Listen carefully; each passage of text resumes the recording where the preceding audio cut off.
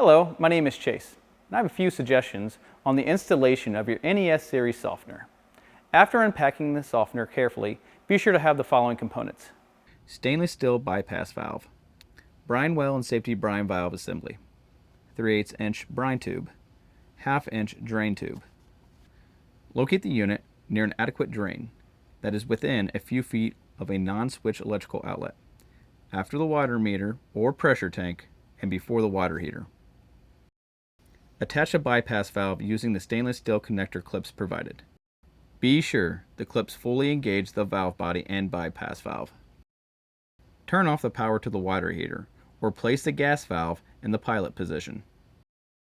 Terminate the power to the well pump, or shut off the municipal water supply. Open a faucet to relieve the pressure and drain the plumbing. Plumb the line from the water source to the inlet side of the bypass valve. The outlet side of the bypass valve should be piped towards the water heater.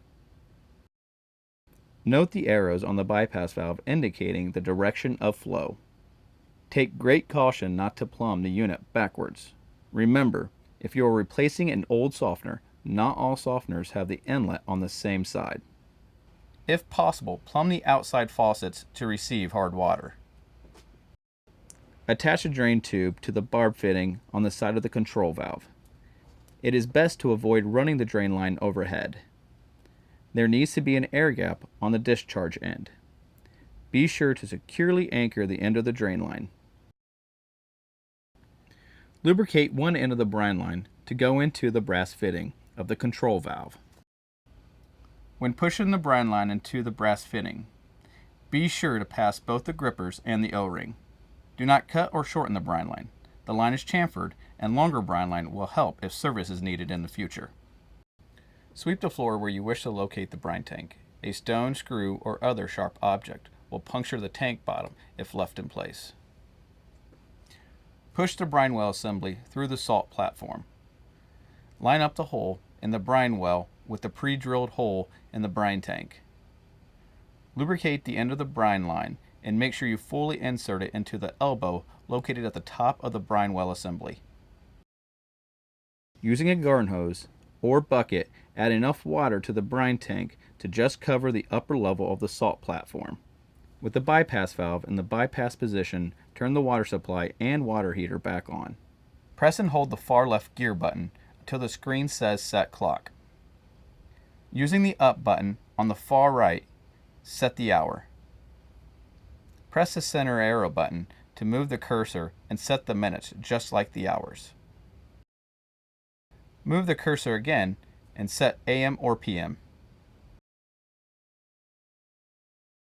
Now press the far left button and set the water harness by using the up button.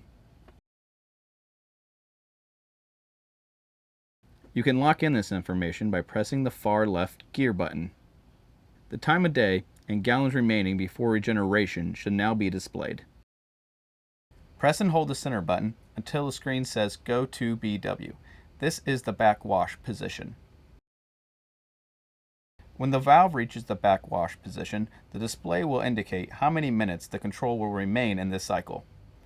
Move the bypass valve until you hear the water entering the unit, and allow the softener to fill slowly. Eventually, water will discharge from the drain line. This may take 5 or 6 minutes. Turn the bypass valve fully to the service position. Then press the center arrow button, and the valve will advance to the brine draw cycle. The water in the brine tank should slowly drop below the salt platform if there's not an air leak. Air leaks generally occur when the brine line is not fully inserted into the fittings. If the water level has dropped, press the center arrow button and the control will advance to fast rinse. Add at least 40 pounds of water softener salt to the brine tank. Press the center arrow button to advance the control to the brine refill cycle. Then, allow the unit to complete this cycle on its own.